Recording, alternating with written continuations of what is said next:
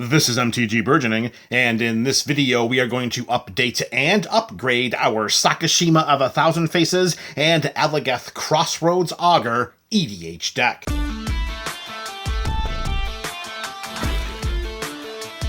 Thank you for joining us for another installment of the Up and Up series. Today we are updating and upgrading a fan favorite. It's our mono blue partner build of Sakashima and Eligeth. In the description of this video, you can find a link to this build's deck tech. You can also find a link to the up to the moment deck list for this build, in addition to this build's video primer series. This deck has a very long history here at MTG Burgeoning, and if you are unfamiliar with it, I encourage you to check it out.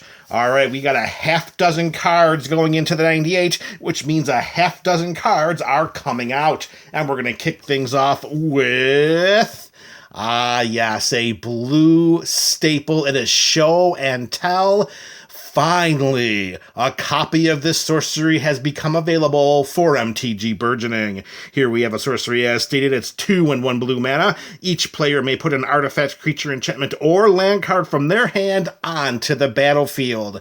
Now, generally, we like to stay away from any kind of spells that may help our opponents, because we're playing the game to win the game. We're not playing the game to give our opponents the ability to win over us.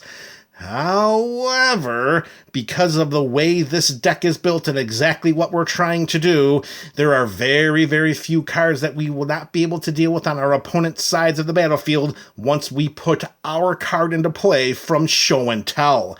This is the card that brings us the card to help us win the game. Show and Tell is an absolute slam dunk in this deck because of what we're trying to do, and it's going to replace... It's going to replace a small piece of our removal in Resculpt. Here it was an instant for 1 and a blue mana. We exiled target artifact or creature, and then its controller created a 4/4 Izzet elemental creature token. The removal is good, no question about it. For just 1 and 1 blue mana, we exile the permanent, but replacing that with a 4/4, we are in a mono blue build that is trying to interact with our opponents, and we're trying to make sure we keep the battlefield clear of threats that might precipitously tick our life total down to 0. So with this form of removal, we're giving our opponents a creature to attack us with. Now, yes, I understand that this build also has Pongify, and it also has rapid hybridization. We gotta draw a line somewhere. We're getting rid of creatures and replacing them with other creatures, but we need to draw a line somewhere. So what we decided to do was to just slightly weaken our suite of removal spells in order to put in a game winner or potential game winning card in Show and Tell. How that will work? Well, during play testing and gameplay, we will find out. All right, card number 2 going into this mono blue partner build, it is Bribery. Here we have another sorcery with a mythic rarity. This one's going to be 3 and 2 blue mana versus the 2 and 1 blue mana of Show and Tell. We get to search target opponent's library for a creature card and put that card onto the battlefield under our control. This is a nice card to play, particularly to, I don't know, maybe help diffuse any potential combos that one of our opponents might be running in their deck. It'll be difficult for them to do that if we take control of their creature. Or, well, we could just play the best creature card in their library and get that into our side of the battlefield outside of any combos.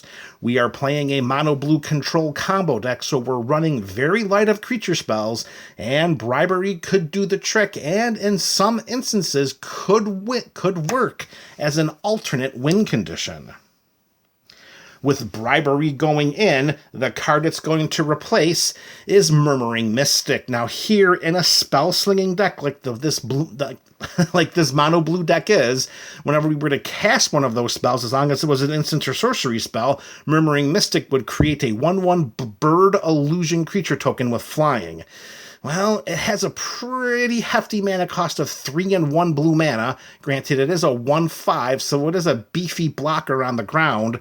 But for 4 mana, is that really the greatest investment? I mean, it's going to come down and we need to cast something else in order to start generating those birds, where we can just uptick the mana value of this creature to the 3 and 2 blue of Bribery, and we can just go fishing for the best creature in our opponent's library. I think overall, during the course of gameplay in the future, that Bribery will have a bigger impact on the game than Murmuring Mystic. This is not our only creature, and this is not our only spell in the deck that is a spell-slinging token producer. So again, similar to with Resculpt, we're slightly weakening one of the themes in our build in order to add an additional potential win condition. All right, reaching the halfway point of our changes for this deck. It's number 3, and it is, finally, just like Show and Tell, Expropriate has come to MTG Burgeoning. I must confess, many, many moons have passed since I have laid eyes and wanted and desired and coveted this card, but the price point was just not reasonable. Well, a copy became available, and now we're jamming it into the 98 of this build, and boy, oh boy, are we going to be happy to do so. Out there in MTG Burgeoning World, you know what you know what Expropriate does. It's 7 and 2 blue mana. It is hefty, but keep in mind, this is a deck that is sculpted to cast these spells with very little ease. This has the Council's Dilemma mechanic, which means starting with us, each player votes for time or money. For each time vote, we take an extra turn after this one. For each money vote, we choose a permanent owned by that voter, and we gain control of it. Then we exile Expropriate. Any opponent that plays this card the way they should choose for us to take any permanent they control. They do not want us to take extra turns if they're playing this sorcery the way they should. If, unfortunately, they do not, and they do gift us with extra turns, that just puts them on a quicker clock, and that means we'll win the game even more quickly because of those poor decision-making choices. With Expropriate going in, it is going to replace Spectral Deluge. Now here, similar to the previous 2 cards that have been replaced, we are slightly weakening our disruption theme, our disruption sub-package, in order to put in the oh-so-powerful Expropriate. Now here, we're increasing the overall mana value exchange by 3, but I think it's well worth it considering what we get from Expropriate and what we end up losing from Spectral Deluge. Here we have a sorcery for 4 and 2 blue mana. We return each creature our opponents control with toughness X or less to its owner's hand, where X is the number of islands we control. The majority of this land base, of course, is snow-covered islands, so it's, how should we say, it's not always going to clear the entire battlefield, but it should very well make sure it takes care of a good number of creatures because of the lands that we have out in front of us. Plus, to help, minimize the cost of this spell, we could pay it in installments if we choose to foretell it. During our turn, we can pay 2 generic mana and then exile this card face down, and then on a later turn, we can cast it for just 1 and 2 blue mana. Here, we do split the cost into 2 payments, and we do save 1 mana overall. Spectral Deluge is an okay removal spell, particularly in a mono blue build with so many islands inundating our side of the battlefield, but I do think by pulling this and putting in Expropriate, we're going to have a much bigger impact on the game. And again, it's not like Spectral Deluge is the only disruption spell we have in this build. As you check the deck list, you'll see it's most likely our weakest. All right. Next card up. Oh, look at that. Oh, spoiler alert. If you know your Praetors, then you know what's coming. But before we get to our mono blue Praetor, card number 4 going in. Throne of Eldraine. If you've got a commander deck and it's a monocolor deck, you must put a copy of Throne of Eldraine into it. We have a legendary artifact for 5 generic mana, and when it enters the battlefield, we choose a color. We tap to add 4 mana of the chosen color, and we only spend this mana to cast monocolored spells of that color. This is a complete mono blue build. That should not be a problem. But we're not done yet. Even if that were the only thing we could do, it's still an uptick over Gilded Lotus. But what we can also do is we can pay 3 generic mana, tap Throne of Eldraine, and draw 2 cards, but we can spend only mana of the chosen color to activate this ability. Again, we're in mono blue. We will have islands at our disposal. Throne of Eldraine slots into any mono-colored EDH deck like a hot knife through butter. All right, so with the Throne going in and causing havoc on my nicely lined up piles. Oh, all right. That's good enough.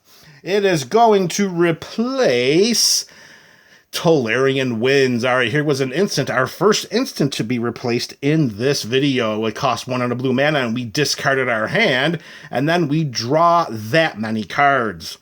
I'm all about the drawing cards portion of this spell, but not so much the discarding our hand. So let's replace it with a spell that gives us back more than just drawing a hand of cards by giving us the activated ability of Throne of Eldraine by drawing those 2 cards and tapping for 4 blue mana. Again, we are not hurting for card draw spells in this build. We're just identifying the weakest cards in our deck and replacing them with bombs. Speaking of bombs, if anyone out there at MTG Burgeoning community has ever played against this in a game of EDH, you know how absolutely ridiculous this is. I have had the misfortune and misery of sitting down and playing against this card multiple times, and it just got to the point where I had to say to myself, I have to get a copy of this to put it into this blue deck, because it is what blue is, and that is, of course, Jin-Gitaxias. We have a 5/5 for 3 in blue mana. It is a legendary Phyrexian Praetor. It has Ward 2, so of course that means any spells or abilities that our opponents try to target Jin here is going to cost them 2 additional generic mana. Whenever we cast a non-creature spell with mana value 3 or greater, we draw a card. We have plenty of those in this deck. If you're already familiar with the deck list, if not, go check it out. So we could be triggering Jin-Gitaxias very frequently and drawing those cards. However, he has an activated ability for 3 in a blue mana where we get to exile Jin and then return it to the battlefield transformed under its owner's control. Well, we can only activate this ability as a sorcery and only if we have 7 or more cards in hand. We should never have a problem having at least 7 cards in our hand, and paying 3 in blue mana during our main phase should be a feat that's easier than Sunday morning. And once we transform Jin-Gitaxias into the Great Synthesis, if our opponents don't have an answer, it's only a matter of time until it's a round of good games. The first chapter of this saga reads, we draw cards equal to the number of cards in our hand, and then we have no maximum hand size for as long as we control the Great Synthesis. That just adds a little bit of redundancy to this build. We already have multiple sources of no maximum hand size in the 98 of this build. Lower counter number 2 returns all non-Phyrexian creatures to their owner's hands. That could hurt us a little bit because we're not running a Phyrexian deck. But this will return all non-Phyrexians of our opponents as well. They will have most likely will have many more creatures on their sides of the battlefield than we will, so we'll have to just chalk this up to a little bit of battlefield attrition. Then finally, when the last lower counter goes on to the Great Synthesis, we may cast any number of spells from our hand without paying their mana costs. That, for 1 turn, is Omniscience, which is a card that is featured in this build. Not that the entire deck is built around Omniscience, but providing a little bit of redundancy here is only going to make the deck even stronger. And then, better yet, once we put this 3rd lore counter onto the Great Synthesis, we then exile it and then return it to the battlefield. And when it comes back to the battlefield, of course, it comes back as Jin-Gitaxias, which will allow us to do it all over again. Very, very powerful. If you've played against it, I would love to hear your experiences in the comment section below. Including that bomb into the 98, it's going to replace Wind Rider Wizard. Here we had a human wizard with flying for 2 and a blue mana and a 2/2 body. Whenever we cast an instant, sorcery, or wizard spell, we may draw a card, and if we do, then we discard a card. For 2 additional mana just for the mana value of the spell, taking away the activation cost of Jin-Gitaxias, I think overall, Jin-Gitaxias and the Great Synthesis is going to provide us so many better and more powerful resources than the spell-slinging looting ability of Windrider Wizard. Once more, we identified one of the weaker cards in the sub-themes of our deck, and we're replacing it with a bomb. Alright, MTG BC, we got 1 card left, and boy oh boy is it going to be a doozy for this type of build. Card number 6 and our last card of the day, I give to you, Enter the Infinites. Don't let the mana value of this spell turn you off. Like I said, we have Omniscience in this build, we have the Great Synthesis in this build, and we have quite a lot of mana ramp for a mono blue build. So what does 8 and 4 blue mana at sorcery speed do for us?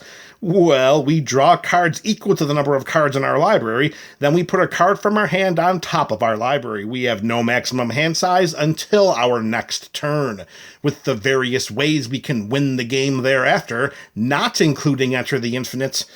Just hurt my soul for such a long time. I was just waiting for a copy to come available. It had gone the longest time. It had never been reprinted until Ravnica Remastered decided to throw it into a retro border. And here we are. Enter the Infinite? No. Enter MTG Burgeoning. With Enter the Infinite going in as another win condition. Look at what we did here, folks. 6 cards going in, and 5 of them we can consider to be absolute game-wrecking bombs. We cleaned up some of the riffraff there to make this mono blue build even stronger. And the last card we replaced in this video, it is Occult Epiphany. Again, this is very similar to what we said about Tolarian Winds. We're just slightly weakening our suite of card-drawing spells to put in an even better one, or a big, impactful bomb.